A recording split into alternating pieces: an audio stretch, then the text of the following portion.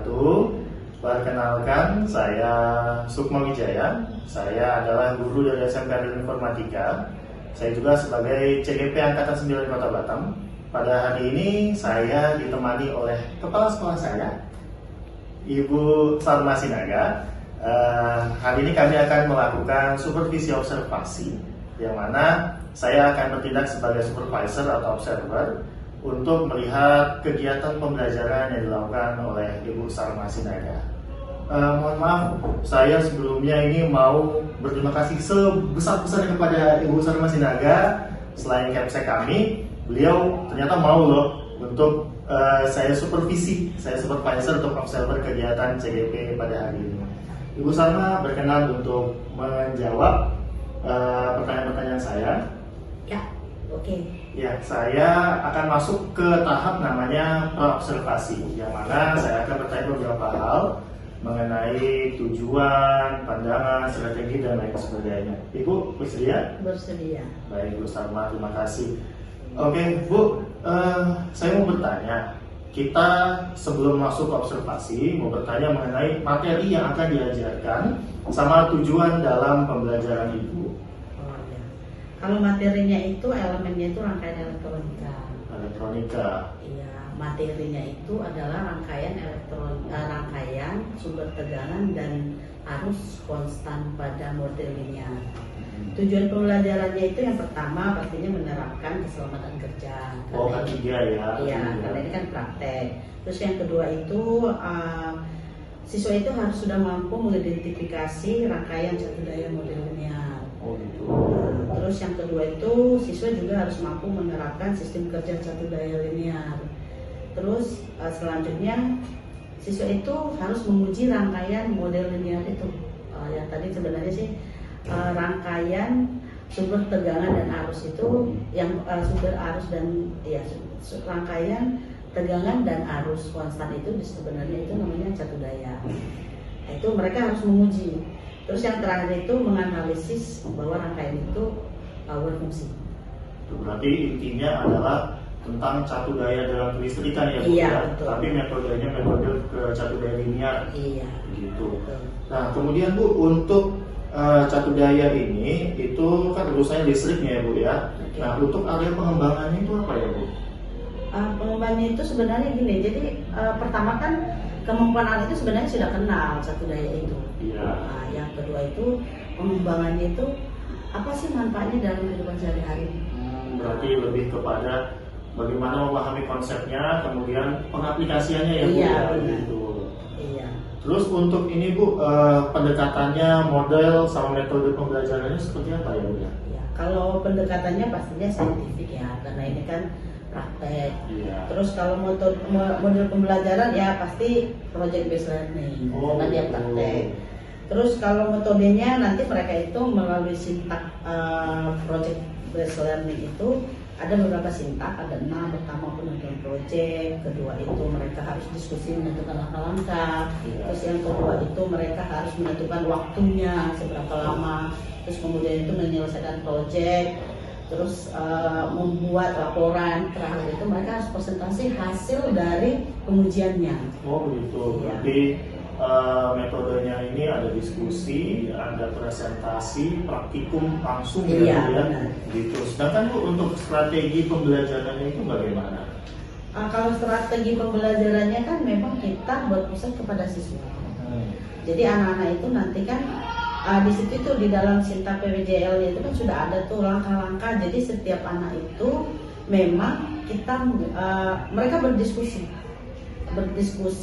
yang guru saya itu tidak kita memberikan anak-anak itu mengeksplorasi sesama mereka. Jadi misalnya nih mereka berbagi tugas, ada yang mengukur, ada yang melakukan laporan, terus kemudian ada ini yang paling menarik nih. Sekarang itu di pembelajaran kita ya, kurikulum Merdeka itu kan bahwa mencari informasi itu tidak lagi guru, tapi siswa itu sendiri, karena ada yaitu tadi teknologi ya. Jadi sebenarnya kita, kalau saya pengalamannya ya, pas mengajar itu, guru itu hanya sebagai fasilitator. Betul. Nah, di situ kembali ke siswa itu, jadi tidak lagi guru yang aktif, tapi siswanya yang aktif. Dia mencari informasi, misalnya Catu Daya. Saya memang kasih link, ternyata kadang anak itu mencari link yang lebih bagus malah. Oh, malah dapat sumber yang lebih baik lagi Iya, gitu ya. betul. Ya, baik Bu, untuk yang terakhir, pertanyaan terakhir yang saya mau tanyakan itu mengenai apa nih fungsi saya yang bertindak sebagai observer yang perlu saya observasi dalam kegiatan pembelajaran Ibu. Orang yang melakukan observasi itu kan sangat penting karena bisa melihat. Terus saya butuh refleksi. Betul. Refleksi dari anak, refleksi dari misalnya nih kayak bapak nih perlu, karena kita juga kan harus dilihat nih umpan baliknya seperti apa, dan itu bisa menjadi masukan. Berarti intinya metode pembelajaran sama langkah-langkah pembelajarannya atau bisa dibilang KSE-nya ya Bu ya. Iya. Ini berarti saya akan menilai untuk kompetensi sosial sama emosionalnya. Iya. Gitu. Baik. Kita hari ini tanggal 5 Desember 2023 akan melakukan observer. Sekarang kita masih di tahap praobservasi ya Bu ya. Setelah ini kita akan melakukan observasi. Kita sudah masuk waktunya untuk melaksanakan observasi. Baik Bu, kita akan langsung masuk ke tahap observasi di ruang kelas laboratorium kejuruan. Iya. Terima kasih waktunya Ibu Salma. Terima kasih.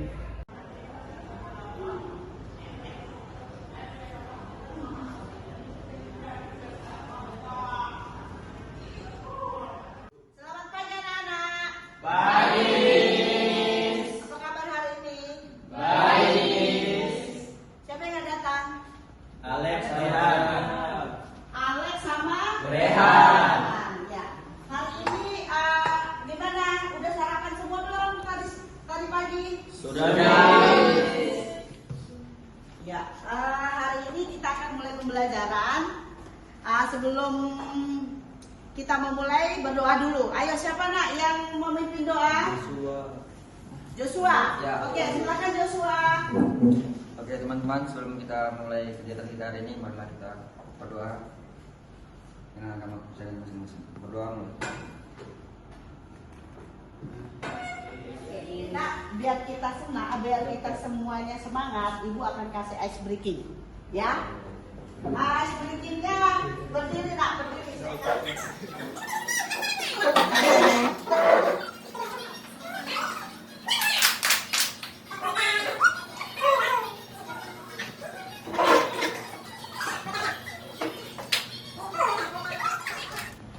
Ya, rangkaian sumber tegangan dan arus konstan atau biasa disebut dengan catu daya. Oke? Coba nak, ada nggak yang tahu apa itu catu daya? Rangkaian elektronik yang mengubah arus listrik bolak-balik. Rangkaian Elektronik yang mengubah arus listrik bolak-balik. Iya, rangka. Yang lain ada yang lainnya. Apa sih manfaat dari catu daya? Apa manfaatnya itu? Ayo, apa manfaatnya? Untuk kehidupan sehari-hari. Coba, apa itu manfaatnya? Manfaat catu daya apa nak? Kita kan belajar itu harus ada manfaatnya. Apa manfaatnya? Siapa yang bisa nak? Untuk apa sih rangkaian catu daya itu?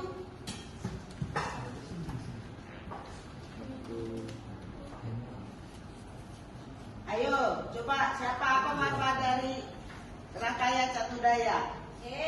Terus sampai di situ aja Bu Salma. Ya, kita hanya belajar mengenai bagaimana mendeteksi atau mengidentifikasi rangkaian catu daya kerusakannya.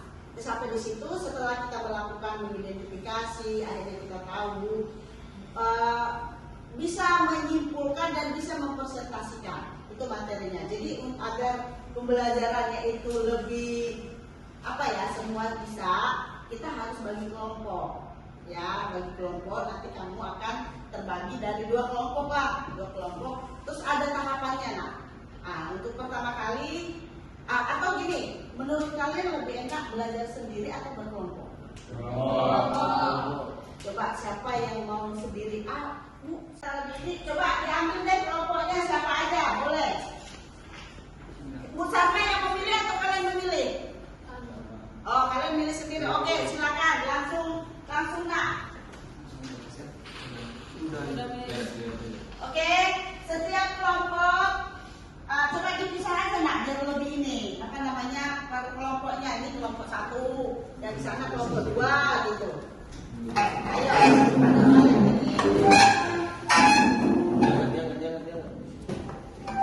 oh gitu, enggak langsung dipotong kayak gini. Oh yaudah, ini berarti dikasih. Nah, ini ke sini langsung itu terpisah, bukan begitu? Itu kelompok 1 mungkin belum itu. Oh, tapi nanti kan bereng. Enggak langsung dipilih ini. Nanti dia barangnya coba. Berhadapan-hadapan, satu kelompok itu berhadapan-hadapan. Makanya ini berpindah aja orangnya ininya, tapi sini orangnya yang berpindah. Dia tiga berarti. Ayo, orangnya yang berpindah berarti satu kelompok di mana?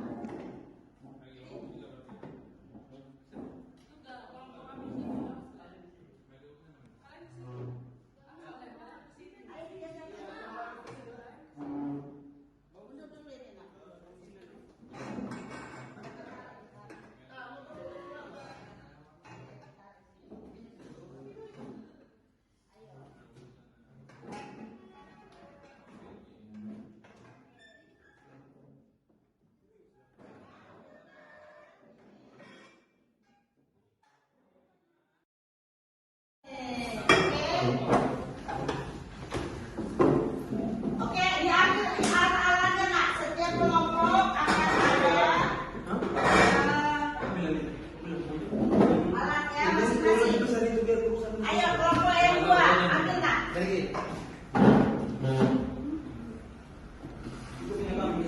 Ya. Nanti pada saat prakteknya harus pertama kali harus memikirkan keselamatan kerja. Ingat, jangan asal-asal, diperhatikan benar-benar. Ya Jeffrey, oke? Kita harus sepakat. Yang pertama gini nak, kalian kan udah bagi kelompok nih, ya? Udah bagi kelompok kan? Kita sudah ada proyeknya menganalisis kesalahan dari rangkaian yang ada di depan kalian. Oke? Terus yang kedua, kalian satu kelompok harus berdiskusi langkah-langkah yang harus dilakukan itu apa, ya? Langkah-langkahnya apa? Terus yang ketiga itu kalian harus menentukan berapa lama kalian nanti ngerjakannya, berapa lama mengidentifikasi, bagaimana buat laporannya, berapa lama, ya? Ya Jeffrey. Terus yang keempat itu kalian harus membuat laporan.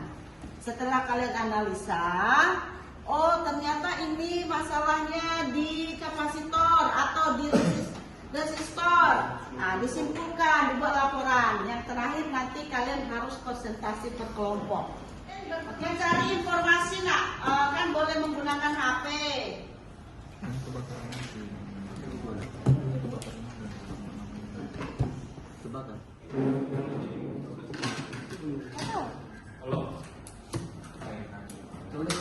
Mau melting, itu fungsinya buat apa?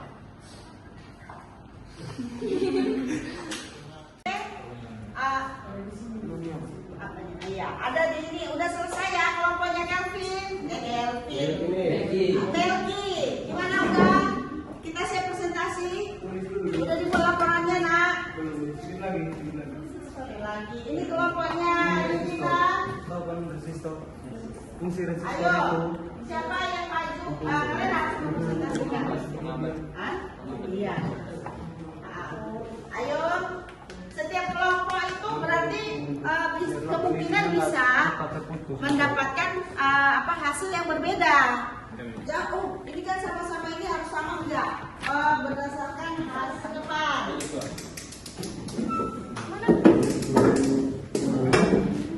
Ayo, harus berani loh hasilnya apa, harus berani mengkomunikasikan. Ayo silakan. Ayo untuk kelompok yang lain kita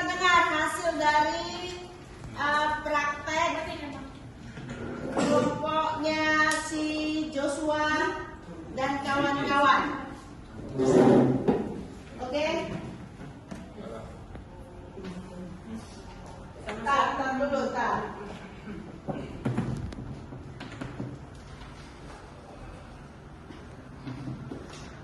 Oke, silakan. Selamat siang teman-teman. Selamat siang. Kami dari kelompok 1 mau mempresentasikan hasil pengukuran pengamatan kami. Perkenalkan, nama saya Sila. Nama saya Yuna. Nama saya kedua.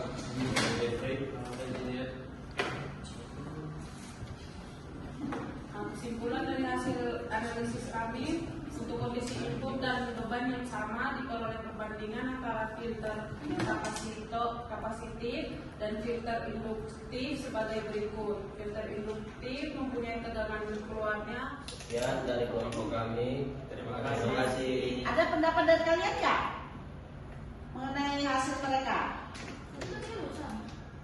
Semangat. Wita.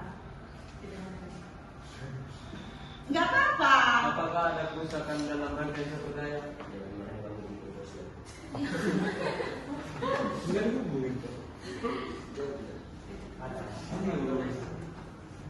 Kerusakannya apa? Di kabel trafonya yang longgar, Mas. Oke, terima kasih, tepuk tangan.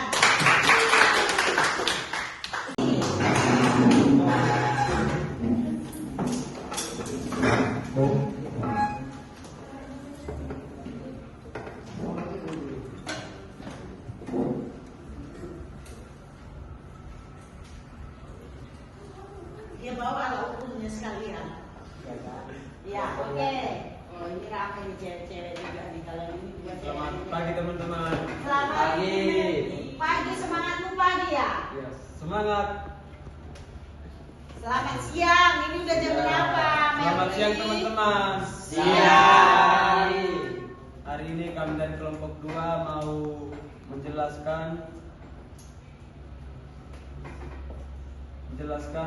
tentang Hasil hasil dari. rangkaian satu daya yang kami analisis. Oke. Alat dan bahan bilang kapasitor yang rusak karena tegangan yang dihasilkan dari AC ke DC masih dapat dibagi di dioda. Kemudian sampai ke kapasitor, arusnya tidak keluar secara normal seperti pada yang sudah dibagikan di sini. Iya, di trafonya. Ya, di trafonya. Ya, terus silakan ditutup, Kak. Sekian dari presentasi kami. Sekian dan terima kasih. Tepuk tangan. Udah presentasi, sudah tahu. Tadi ada yang menyatakan bahwa rangkaiannya yang rusak itu adalah kapasitor. Nah, Ibu mau nanya. Sebenarnya kenapa sih kalau dalam rangkaian satu daya itu tidak ada kapasitor?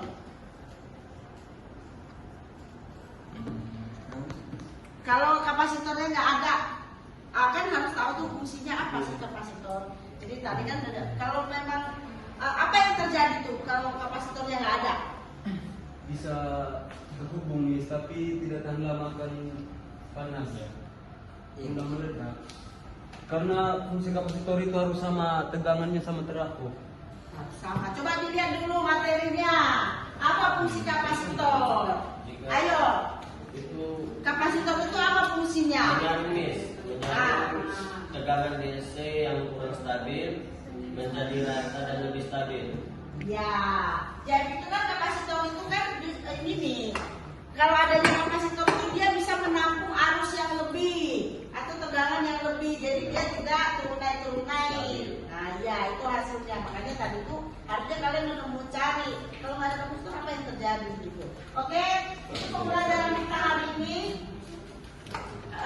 Selanjutnya materi selanjutnya akan kita ini di minggu depan itu mengenai memperbaiki rangkaian yang kita temukan tadi rusak. Menutup doanya healthy.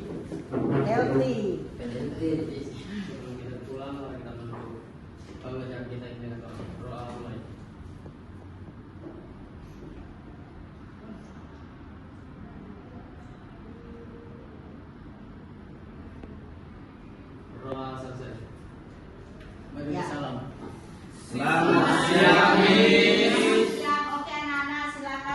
kembalikan peralatannya ke tempatnya.